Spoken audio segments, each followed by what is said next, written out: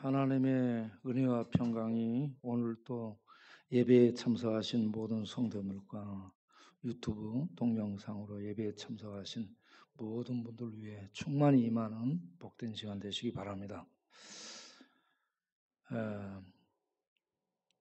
오늘은 고 삼성의 이병철 전 회장의 5번째 질문, 하나님이 선하시고 전능하시다면 왜 인간에게 고통이 있고 불행이 있고 죽음이 있는가? 이 부분에 대해서 우리가 생각을 해보도록 하겠습니다. 죽음에 대해서는 다음에 보고 오늘은 고통에 포커스를 맞춰서 고통 부분을 생각을 해보도록 하겠습니다. 고통하게 되면 정말 많은 내용들이 떠오릅니다. 일제 36년 치하에서 우리 민족이 고통을 받을 때 참 윤동주 시인이 이 시를 통해서 표현을 하죠. 별 해는 밤, 별 하나의 사랑을, 별 하나의 추억을, 별 하나의 아름다움을 하면서 이름을 이렇게 별에 새기면서 그 캄캄한 일제치하를 별 보며 희망을 노래하고 희망을 꿈꿨던 그러한 긴 일제 시대를 우리가 기억해 볼 수 있습니다. 저는 어릴 때 독립투사가 되고 싶었습니다. 독립투사가 될 그러한 생각을 가졌죠. 민족을 위해서 한 몸을 불태우리라, 이런 생각을 한 적이 있었습니다. 윤동주 시인이 별에는 밤뿐만 아니고 서시를 보게 되면 하늘을 우러러 부끄러움이 없기를 잎새이는 바람에도 나는 괴로워하였다. 우리가 청년기에, 청소년기에는 이런 시를 보면서 참 사실은 맑은 마음으로 별을 노래하고 꿈을 꾸고 달렸었죠. 그런데 세월이 흐르고 나이가 들면서 우리들은 마음도 생각도 이런저런 죄악으로 오염되고 무너지는 그러한 모습을 보게 되었습니다. 그래서 우리 하나님께 죄인 노라 하실 때 나를 부르소서 하면서 두 손 들게 되고 무릎을 꿇게 되었습니다.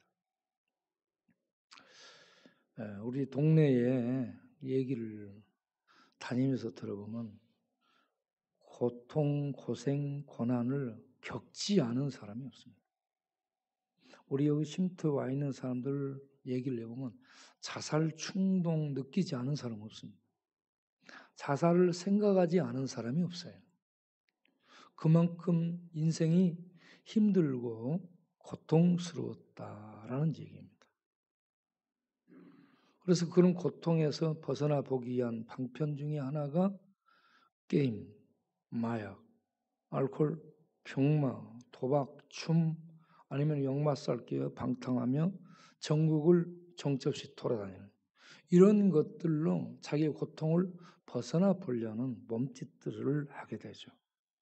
그래서 그게 나를 자유롭게 해주거나 그런 것이 아니고 오히려 나를 얼과 묶어서 더 파멸로 몰고 가는 그런 상황을 겪고 있는 자들이 참 많습니다. 그리고 살아있지만 이미 무너져 있는 그런 상태로 살고 있죠. 이번에 우리가 음성에서 성경 통독을 했습니다. 그림 사진을 보겠어요. 거기에 성경 통독에 오신 분들이 이태종 쓰리왕입니다. 쓰리왕. 그 옆에 남한성, 남한의 성을 쌓고 있는 남한산성. 내가 남한산성 너 가져라 내가 얘기했어요. 그 옆에 송성은, 철갑성은. 금요일 날은 요 앞에 앉아서 예배 드렸어요. 주일날 꼭 예배 나오라 했는데 주일이 안 나왔는지 안 보입니다. 그리고 저 뒤에 홍동명제. 알코올 병원을 40분 이상을 갔다 왔지만 치유가 안 된 홍동명제. 그 뒤편에 최우지 형제. 여기 와서 봉사하기 위해서 저쪽에 봉사 조끼 입고 왔다 갔다 하는 친구죠. 그래도 늘 마음속에는 술을 끊고 새롭게 되고자 하는 꿈을 갖고 있습니다. 그 앞에 우리 용호, 그 앞에 정갈. 예, 이들은 술을 끊고자 하는 강한 의지를 가지고 결심을 굳히고 그렇게 도전을 하고 있습니다. 예, 우리 용호가 얘기를 합니다. 목사님, 술을 내가 어떻게 이기고 있는지 아세요?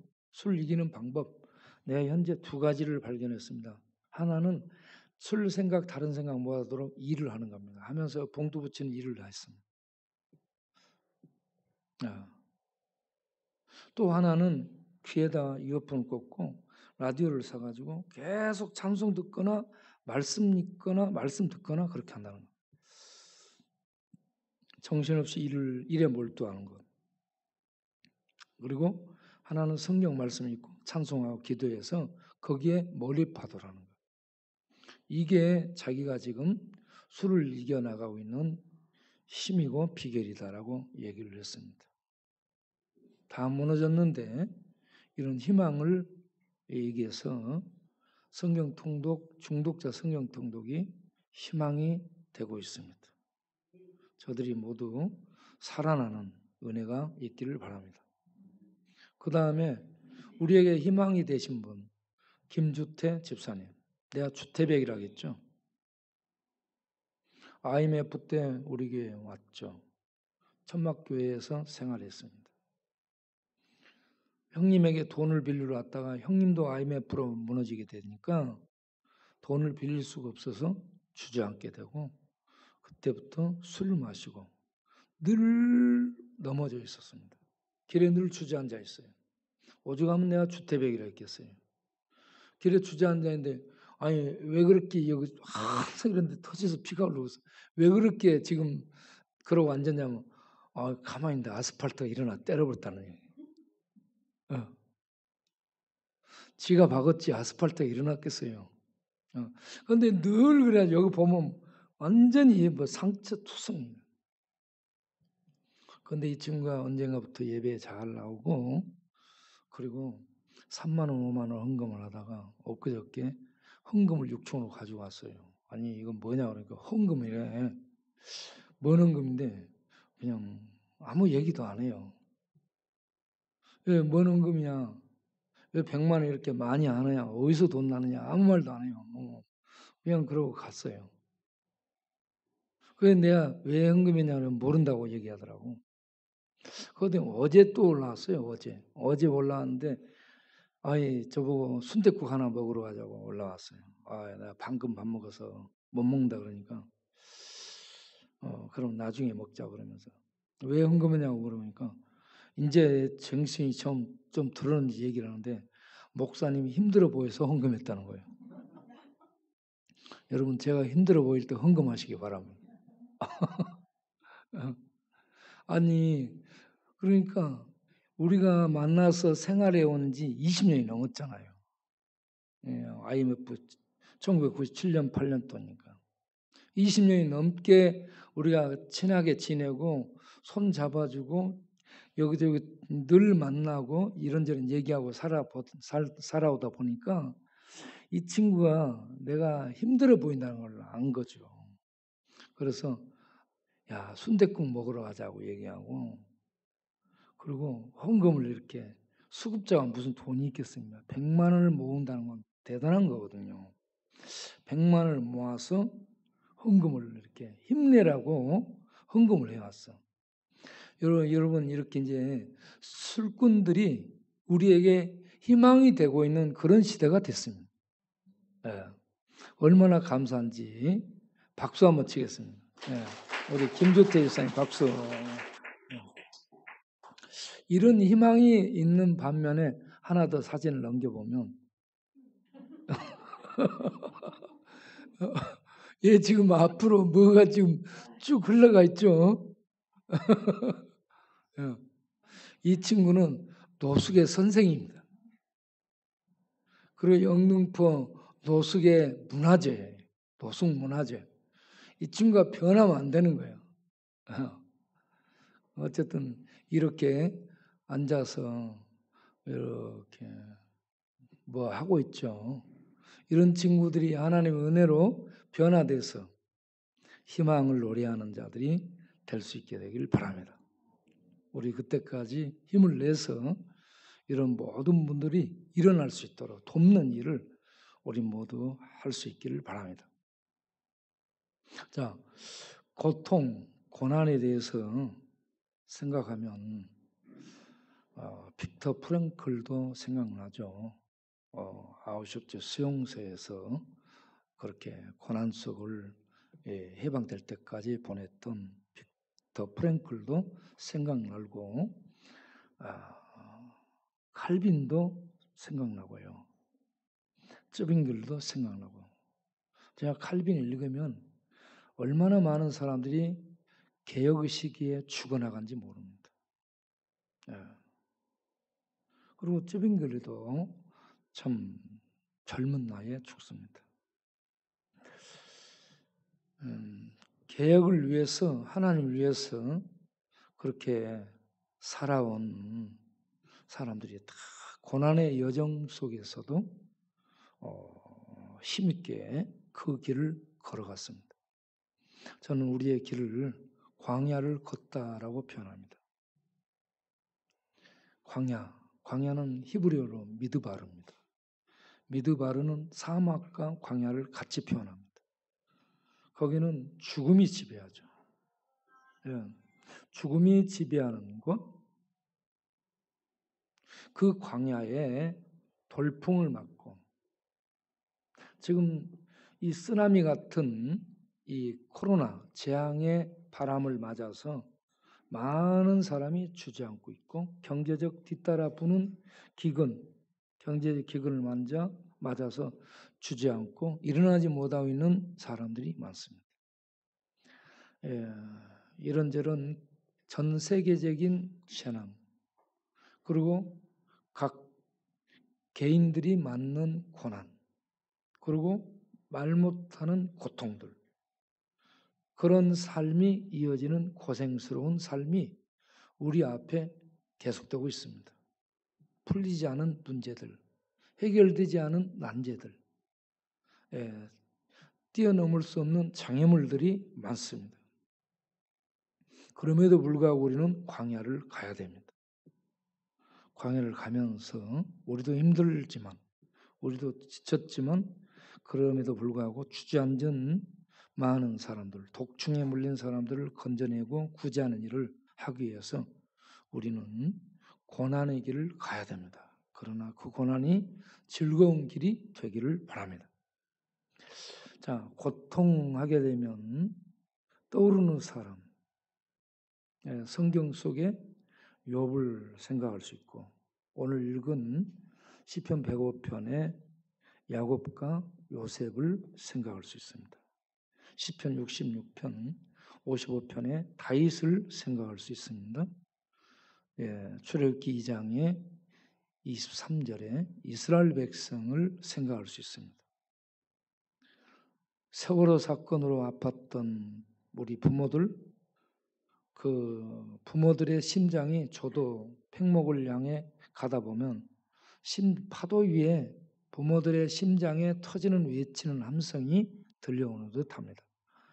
여러분, 고통은요 아픔입니다. 아프다. 아픔이 커지잖아요. 말이 안 나옵니다. 아픔이 많으면 말이 안 나오고 눈물이 나오죠. 눈물은 몸에서 짜내는 물입니다. 말 대신에 고통은 우리 몸을 짜내고 우리 심장을 짜내고 우리 피를 짜내서요. 우리 마음을 짜서 눈물이 나오게 하죠. 눈물이 고통의 탄식을 표현하는 말입니다.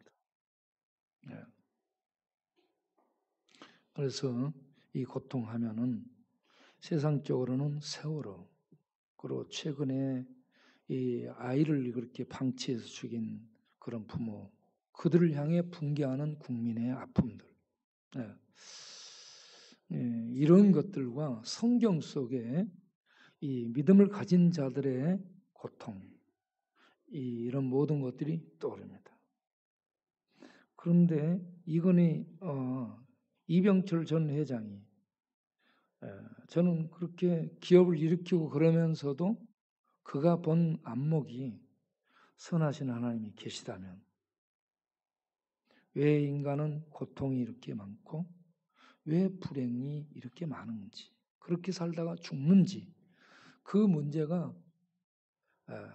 그가 몸이 아파서 곧 죽음을 바라보게 된 지경의 숙제였다고 봅니다. 그런데 그에 대한 답을 못 들었습니다. 고통. 저는 성경적으로 접근을 시도해 보겠습니다. 먼저 욥을 생각해 보면 욥은 믿음이 좋은 신자였죠. 하나님의 축복을 받아 사업이 번창하고 자녀들이 10명이나 참 웃음꽃이 피어나는 행복한 집이었죠. 그런데 하루아침에 재산 망하고 10자녀가 대풍에 죽습니다. 그리고 몸에 질병이 옵니다. 마누라가 집을 나갑니다. 친구들도 친척들도 외면합니다. 아이들도 비웃습니다. 하하, 욥을 봐라. 욥은 모든 것을 잃게 됩니다. 그런 마당에 친구들이 위로한다고 합니다. 대만 사람 엘리바스, 남아 사람 소발, 수아 사람 빌닷, 그리고 마지막으로 등장한 젊은 사람 부스 사람 엘리우, 이렇게 4명이 등장하죠. 그들은 욥에게 정답을 갖고 얘기를 하기 시작합니다. 정답이 뭐예요? 인과응보입니다. 네가 잘못한 게 있어서 하나님께 벌 받는 거야. 욥은 나는 잘못한 게 없는데. 그런데 그 4명은 계속 그 답을 가지고 지적하고 책망하고 교훈하고 가르치고 밀어붙입니다. 욥이 그들하고 얘기가 안 통해요.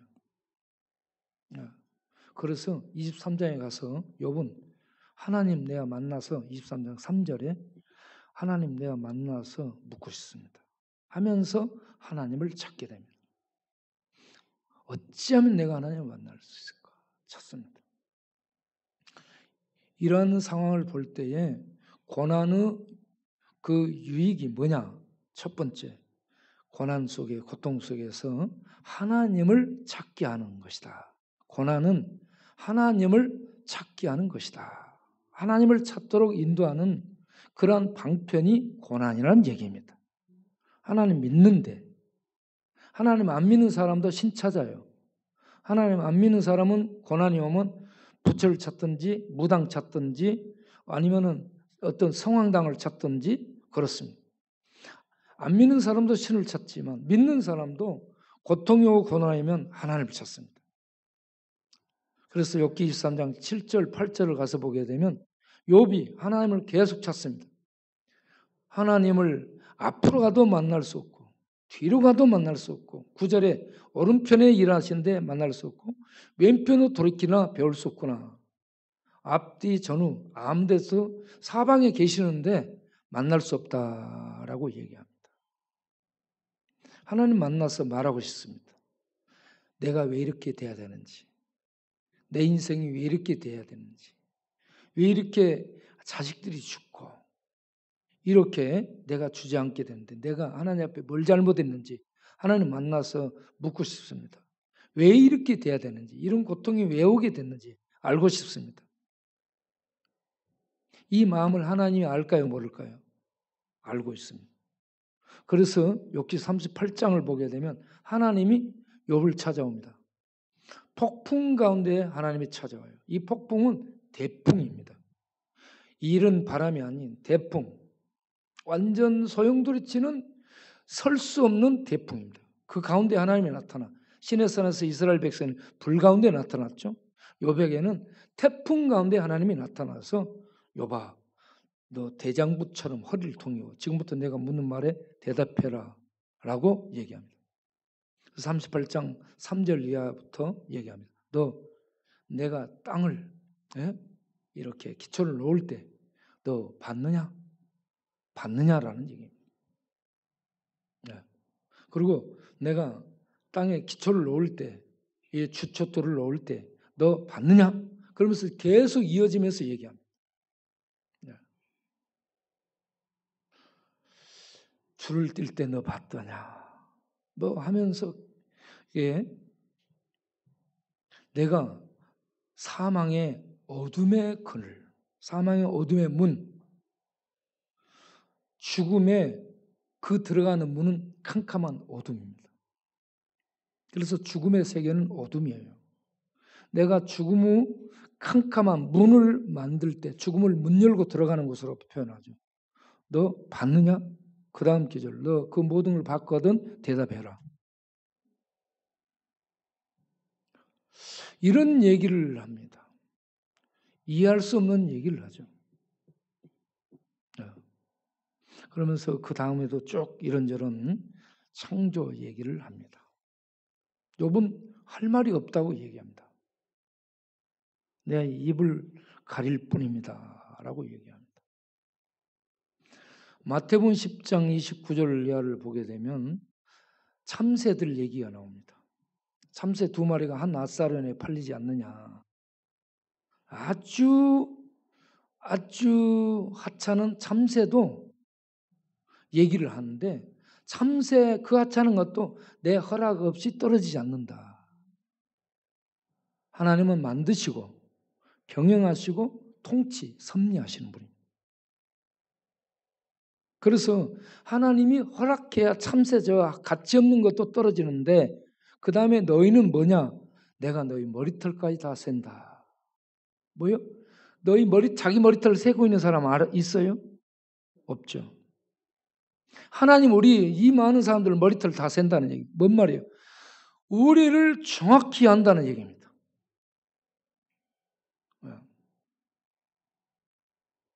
그래서 우리를 정확히 아시는 그 하나님이 욥에게 믿는 신자에게 어떤 고통을 허락하셨다. 그것은 이유 없이 된 것이 아니다 하는 얘기입니다. 이유가 있다는 얘기입니다. 그래서 욥기 23장 14절에 하나님은 계획을 갖고 하시는데 그 계획한 대로 작정하신 대로 행하신다. 예. 하나님은 우리 인생들에게요 작정하시고 그 작정대로 인도하시는데 이 작정을 창세 전에 하셨다는 얘기입니다. 욥기 38장에서부터 창조 얘기를 하는 이유는 창조 전에 내가 너희들을 향한 이런 계획을 갖고 있었고 이런 계획으로 만들었고 이런 계획 속에 인도한다. 이런 얘기입니다. 욥을 고난 속에 있게 하시죠. 고난 속에서도 그가 믿음으로 살거든요. 믿음으로 행하게 되는데 아무리 이런저런 고난이 오더라도 성도는 믿음으로 살아내는 것을 욥을 통해서 하나님이 목적하신 겁니다. 그런 목적으로 너를 내가 만들어서 내 계획 속에서 가동해가지고 지금 이렇게 가고 있다. 너는 그거 모르지. 내 창조 전에 이런 계획을 갖고 그렇게 해서 내 인생 가운데 내가 개입해서 너를 이렇게 이런 목적으로 쓰고 있는 거야. 넌 모르지. 이걸 욥이 알게 된 겁니다. 하나님의 창조 얘기를 통해서 욥은 하나님의 이런 원대한 계획을 알게 되고 하나님에 대한 신앙 고백을 욥기 42장 2절에 뭐라고 얘기합니까? 하나님은 전능하셔서 계획하신 것을 못하신 일이 없는 전능하신 하나님이신 줄 아오니. 체험해서 아오니. 그러면서 내가 하나님을 알지 못하고 말로만 떠들었던 것을 6절에 회개합니다. 회개합니다. 네. 하나님 앞에 알고 있었죠. 하나님 잘 알고 있었는데 잘 모르고 있었습니다. 우리 성도들의 특징이 하나님 잘 아는데 잘 모르고 있다는 거죠. 욥이 그런 대표적인 사람이죠. 그래서 욥을 통해 하나님의 창조 이전의 계획은 고난 속에서 믿음으로 살아내는 성도가 신자라는 것을 욥을 통해 보여주고자 하는 겁니다.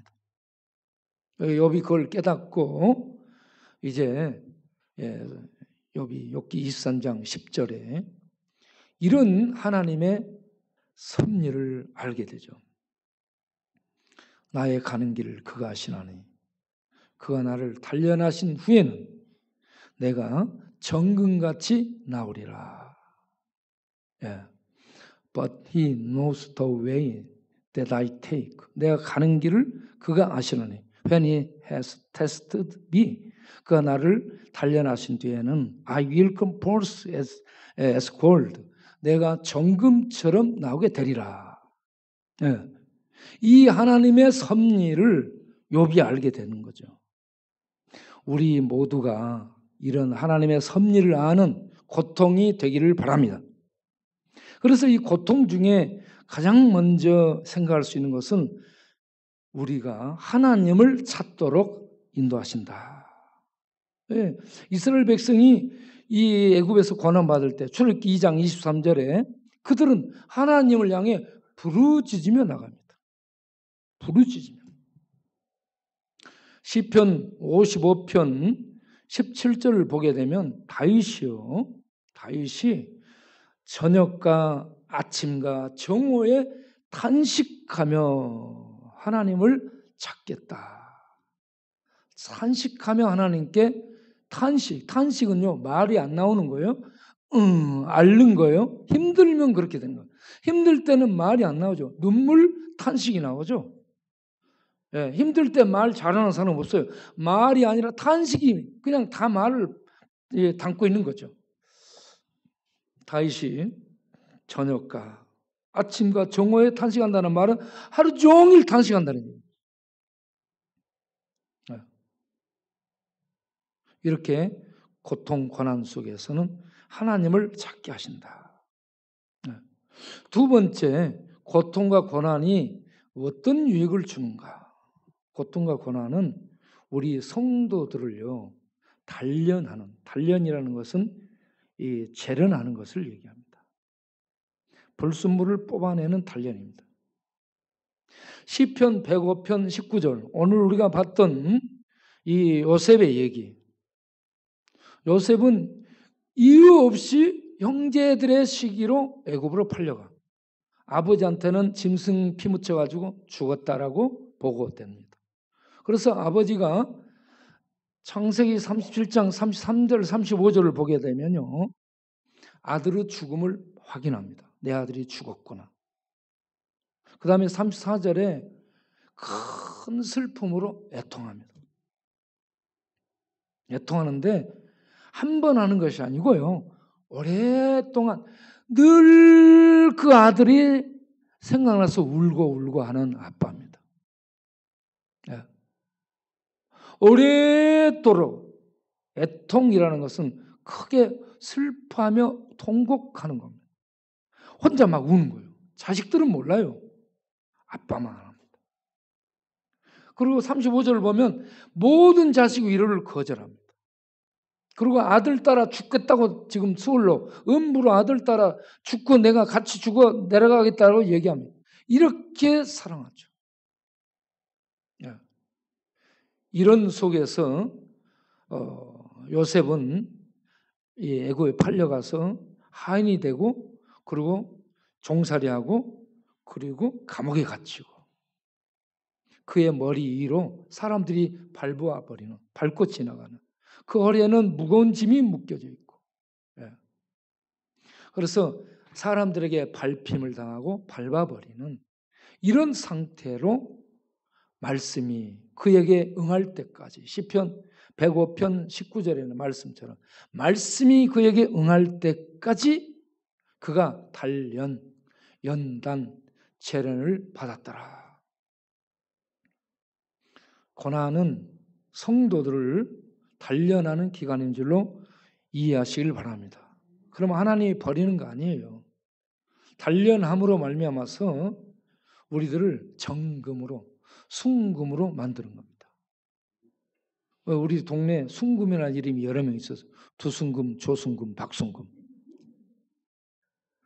우리 학교 다닐 때 친구 이름이 정금이었어요. 최정금. 정금이나 순금이나 그게 그 말이에요. 그런데 그 이름 갖고 있으면요 고통이 심합니다. 최정금 보니까 너무 고통이 심해. 이혼도 몇 번 했어요. 그래가지고 지금은 사람도 안 만나요. 몇 명만 만납니다. 친하게 지냈던 몇 명만 만나고 내가 우리 동기들 단톡에 초대를 했더니 바로 나가버려요. 자기를 알리고 싶지 않고 자기가 이런 것들이 아픔이 있기 때문에 말을 하고 싶지 않아서 그냥 만나면 어찌 살았냐 사람들이 전부 묻잖아요. 말을 하고 싶지 않으니까 들어가 버린 거예요. 정금. 그래서 내가 그랬지. 야, 너는 이름이 억세서 그런 거야. 정금이라고 짓지 말고 저금이라고 지었으면 금덩이를 저축했을 텐데.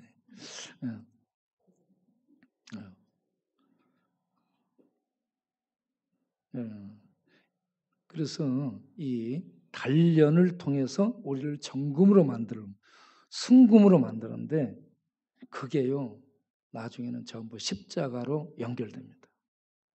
고난을 통해 단련을 받으면 만나는 데가 십자가입니다. 예수 그리스도 십자가. 이사야 53장 5절을 보게 되면 그가 상함은, 그가 찔림은, 그가 징계를 받음으로, 그가 채찍에 맞음으로 하면서 상한 것을 얘기합니다. 상한 것은 으깨짐을 얘기하죠. 찔림은 관통하는 겁니다. 창으로. 징계받으면 법정적 정죄를 받고 버림받는 거예요.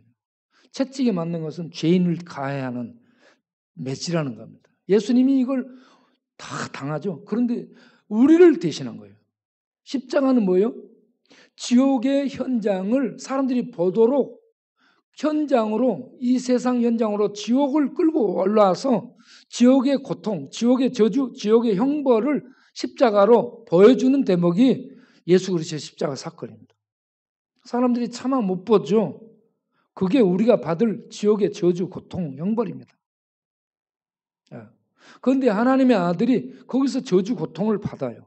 그러므로 우리가 죄에서 벗어나게 되고 죽음에서 벗어나게 되고 이 율법의 종교에서 벗어나서 자유를 얻게 되죠. 그래서 우리의 이런저런 고난 어쩌고 저쩌고 해도 예수 그리스도 십자가를 딱 가서 만나게 되면 거기에서 우리들이 무너지게 되는 겁니다. 하나님, 나 같은 죄인을 이런저런 고난을 통해서 여기까지 인도하셨네요. 전에 뉴욕에 살던 장로님의 아들이 한국 와서 원어민 영어 교사였습니다.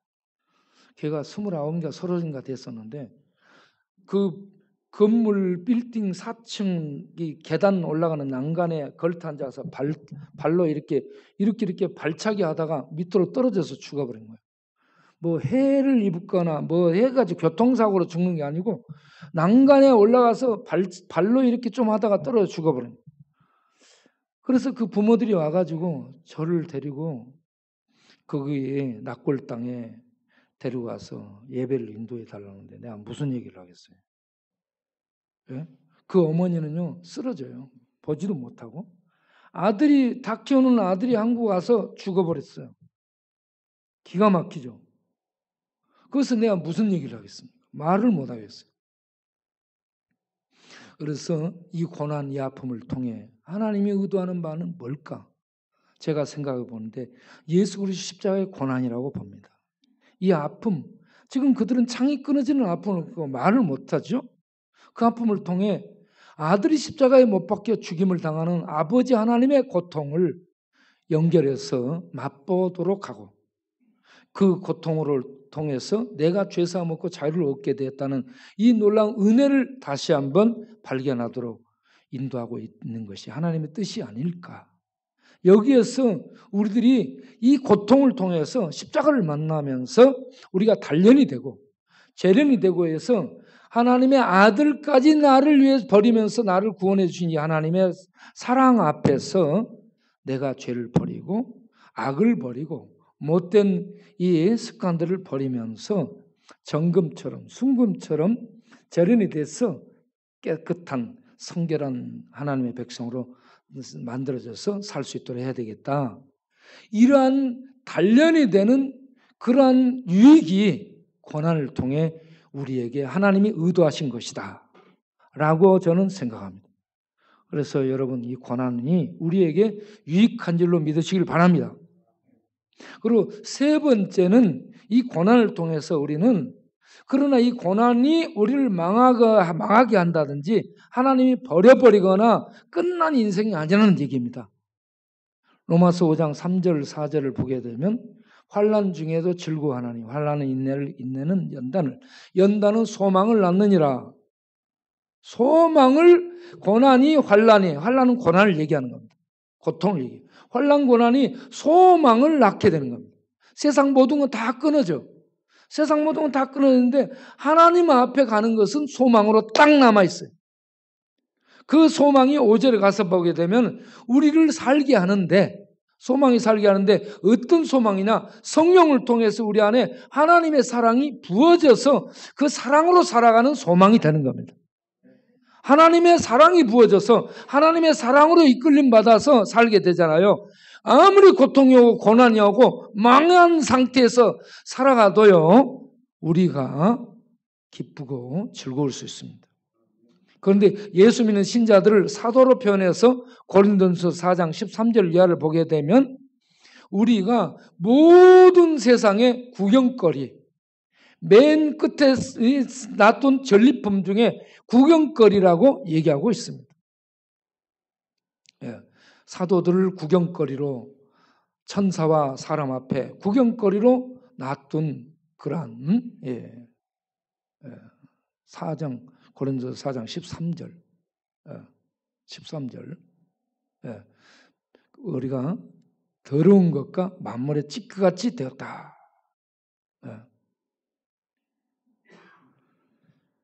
우리가 이 세상에 전리품으로 취급을 당하고요. 온 세상에 찌꺼기. 여기 세상에 더러운 것은 오물을 얘기해요. 오물 처리장에 그 오물 더러운 거 있죠. 바다에다 갖다가 한꺼번에 버린다는 오물. 우리를 세상은 오물처럼 여기는. 만물의 찌꺼기처럼 찌꺼기는 쓰레기를 의미합니다. 쓰레기처럼 예수 믿는 자들을 다룬다는 얘기죠. 하나님 앞에서는 존귀한데.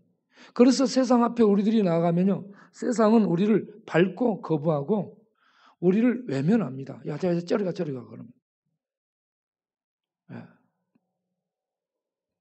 이렇게 취급을 당하도록 우리가 세상 앞에 위치해 있고요.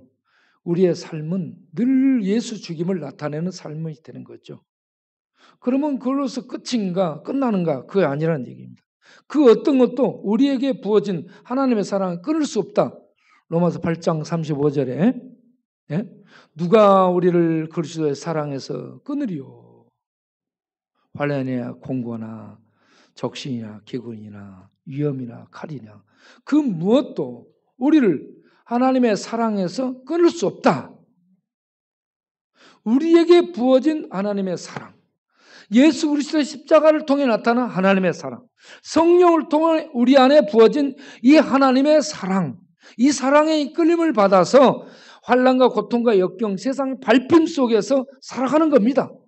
그런데 사랑을 받고 사랑 속에 살게 되면 아무리 외적 환경이 힘들고 어려워도 속에서 노래하며 버텨낼 수 있는 힘을 가지고 살아가는 세상에 감당할 수 없는 사람이 되는 줄로 믿습니다. 그래서 로마서 8장 38절 39절에 사도 바울이 내가 확신한다. 사망이나 생명이나 천사들이나 권세들이나 현재이나 능력이나 높음이나 기쁨이나 다른 아무 피조물이나 우리를 우리 주 그리스도 예수 안에 있는 하나님의 사랑에서 끊을 수 없으리라. 우리 안에 부어진 하나님의 사랑은 절대적인 책임지는 사랑입니다. 사람처럼 죽으면 끝나는, 늙으면 끝나는 힘없는 사랑이 아니고요. 하나님의 사랑은 영원하며 절대적이며 끝까지 세상 그 무엇도 끊을 수 없는 절대적인 강한 사랑, 절대적인 책임지는 사랑으로 끝까지 우리를 붙들고 있기 때문에 세상의 환난, 공고, 핍박, 기근, 칼, 위협 어떤 것들이 우리를 목을 조인다 해도 우리는 그 사랑이 우리 안에서 야 걱정 마, 내가 너 사랑해, 내가 아들을 보내서 너를 사랑해, 내가 너와 함께하며 너를 사랑해, 내가 내 이름으로 너를 책임지고 사랑해 하는 하나님의 사랑이 든든히 서 있음을 확인하는 우리 그러한 매일의 여정 속에서 우리는 이김의 삶을 살 수 있게 될 줄로 믿습니다. 이런 하나님의 사랑을 고난 속에서 발견하고, 그리고 하나님이 이렇게 나를 사랑했으니 이제 내가 하나님 사랑하며 살리라 하는 즐거운 사랑의 헌신을 해서 살게 되잖아요. 그러면 우리는 고난이 올지라도 기쁨으로 살아갈 수 있을 줄로 믿습니다. 마태복음 11장 28절 29절에 수고하고 무거운 짐자들아 다 내게로 오라, 내가 너희를 쉬게 하리라. 나는 마음이 온유하고 겸손하니 너희는 내게 나와 내 멍에를 메고 내게 배우라. 그리하면 너희 마음이 쉼을 얻으리니 이는 내 멍에는 쉽고 내 짐은 가벼움이라. 말씀은 우리가 하나님의 사랑을 알고 들어가. 그런 다음에 다 맡겨. 하나님이 다 맡아버렸네. 그러면 우리는 자유해졌네. 자유의 종으로 이제 주님의 멍에 속에 나를 헌신해. 그렇게 해서 주님의 멍에를 같이 짊어지고 가는 그러한 길을 가잖아요.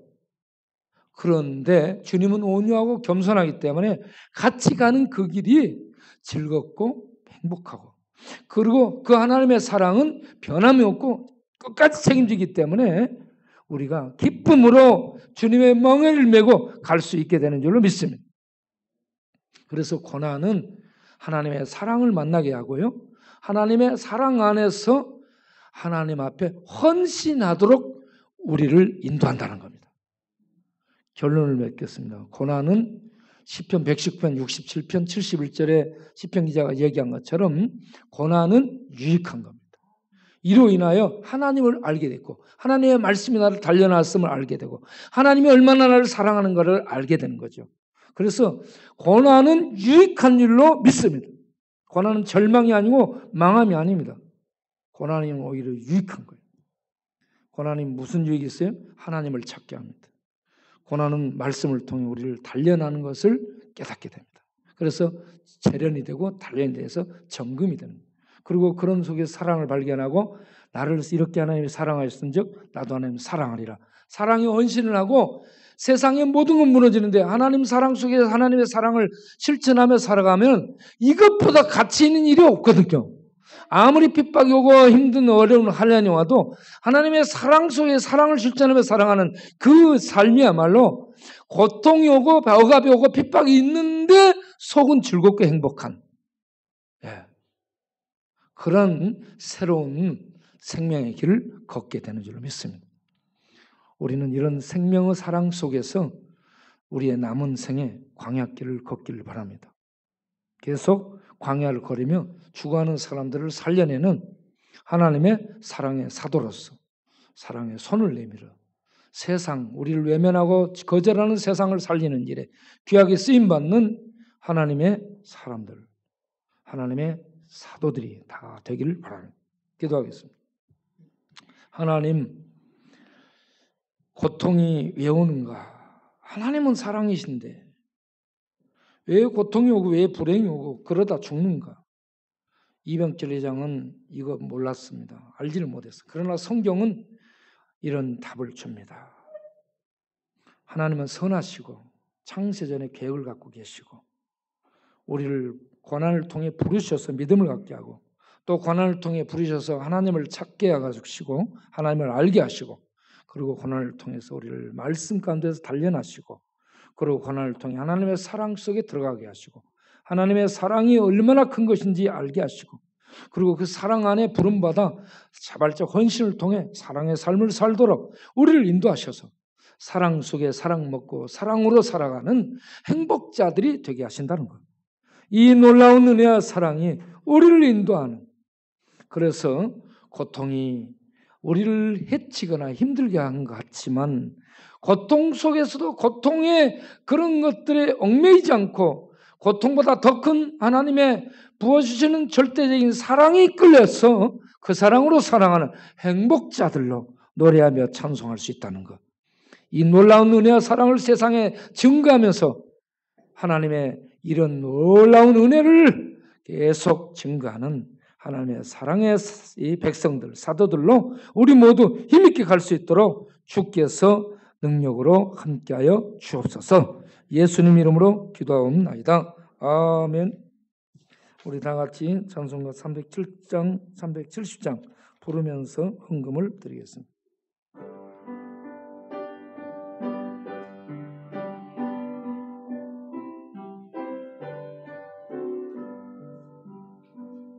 주 안에 있는 나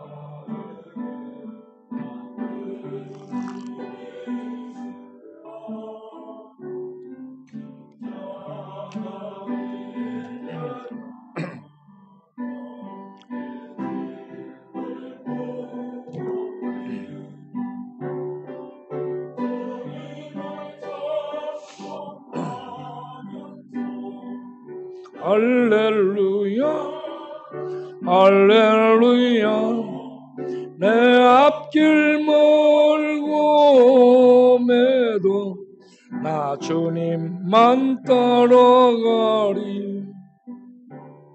그 두려움이 변하여 내 기도 되었고 전나무와 한숨 변하여 내 노래 되었네.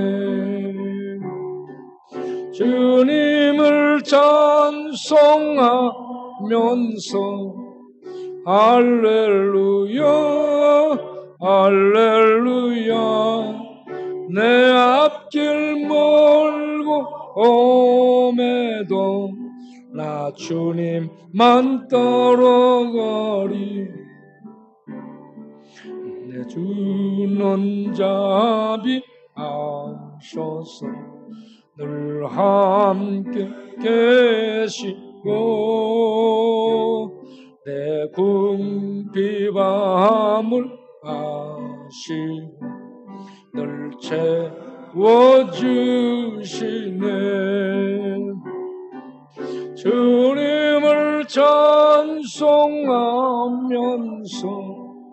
할렐루야 할렐루야 내 앞길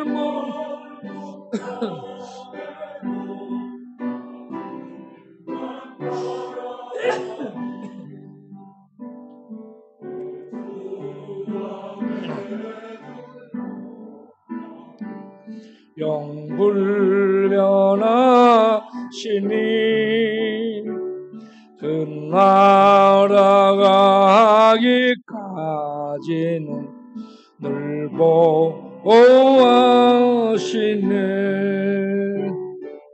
주님을 찬송하면서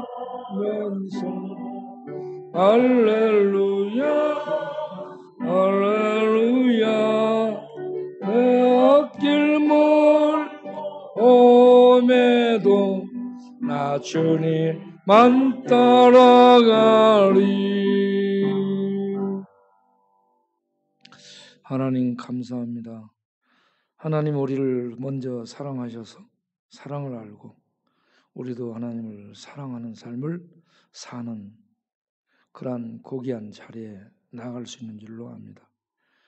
주여 오늘도 하나님을 사랑하며 살기를 고난 속에서 고통 속에서도 다짐하고 기도하며 일어서는 모든 권속들이 감사함으로 귀한 헌금 드리오니 받아주시고 성도님들을 축복하사 영혼이 잘되고 마음의 평강이 넘치고 뼈골수가 윤택해지고 뇌세포가 맑아지고 뇌세포가 활발히 기능을 발휘하고 오장육부가 튼튼히 기능을 발휘해서 소통이 잘되고 소화가 잘되고 온몸이 잘 윤택해지도록 축복하여 주옵소서. 물질적으로도 복되게 하셔서 코로나 재앙 속에서도 오히려 풍성해지게 하시고 더 많이 나누고 더 많이 드릴 수 있는 풍성함이 있도록 주의 백성들을 주의 복음을 위해 축복하여 주옵소서. 드린 모든 그 손길들 하나님 그 가정 위에 사업 위에 은혜와 복을 내려 주옵소서. 예수님의 이름으로 기도하옵나이다. 아멘. 네. 여러분 제가 찌빙길리를 읽었는데 찌빙길리를 읽으면 보면 그가 1519년에 35살에 9월 달에 유럽의 흑사병 패스트에 걸려서 거의 죽다 살아나가지고 36세 이듬해 1520년 초에 회생됩니다. 살아나가지고 패스트를 찬송하고요. 그 패스트로 죽다 살아난 그 은혜를 기뻐하면서 종교 개혁에 헌신을 합니다. 이제 내가 죽다 살아나서 나를 살려주셨으니 남은 생에 하나님 위해서 헌신하며 살겠다. 그렇게 해서 그가 종교 개혁에 헌신을 해서 이 쥐리의 개혁자가 되고 그들을 이은 칼빈, 그들을 이은 베자, 그리고 그들과 함께 스코틀랜드를 개혁하기 일어선 존 낙스, 그리고 독일 쪽에서는 루터, 이렇게 개혁자들이 고난 속에서 싸우면서 개혁의 박차를 가합니다. 칼빈은 그 유럽의 흑사병 때에 금지 구역 선을 그어놓고 못 넘어가게 해요. 들어가지 말라고 금지령이 되는데 그곳을 무시하고 그 선을 넘어 그래가지고 아픈 환자 집을 방문합니다. 칼빈의 몸에는 7가지 병이 있어요. 지병이 있다는 얘기죠. 지병들 갖고 있는 연약한 자가 병 걸릴 수 있음에도 불구하고 죽음을 불사고 들어가서 기도해주고 성도들을 보살핍니다. 이게 목회자거든요. 그래서 저는 오늘날 한국교회 코로나 어쩌고저쩌고 이렇게 제한을 하고 들어가지 마라 그래도 저는 그런 거 무시하고요. 들어가서 걸리면 걸린다. 그래서 성도를 만나고 돌보고 그렇게 하다가 가면 가는 거죠. 그러니까 여러분 우리 하나님의 생명의 사랑 안에 있는 자들 두려워 마시고 담대히 일할 수 없는 세상 모두 일할 수 없는데 성도들마저 목회자마저 주저앉았으면 어떻게 되겠어요?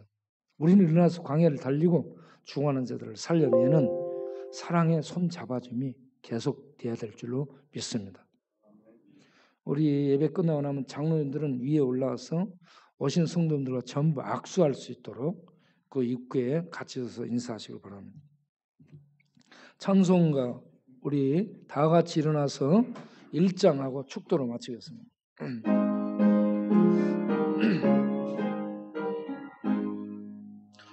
만목의 하나님 온 백성 찬송 드리고 조전사여 찬송하세 찬송 성부 성자 성령 아멘. 이제는 우리 주 예수 그리스도의 은혜와 우리 아버지 하나님의 영원하신 사랑과 성령의 믿음 주심과 내주 교통하심과 사랑하며 섬기며 광야를 말달리며 죽어가는 영혼을 구원해서 살리는 일을 할 수 있도록 능력으로 역사하는 성령님의 충만하심이 오늘 또 하나님 앞에 나와 고통의 의미를 다시 한번 생각하고 그래 하나님 찾게 하고 연단하고 단련시켜 하는 사랑으로 살 수 있도록 인도하지. 이 놀라운 걸 깨닫고 실천하기를 다짐하며 일어서는 모든 원석들을 머리 위에 영원토록 함께 하시기를 간절히 축원하옵나이다. 아멘.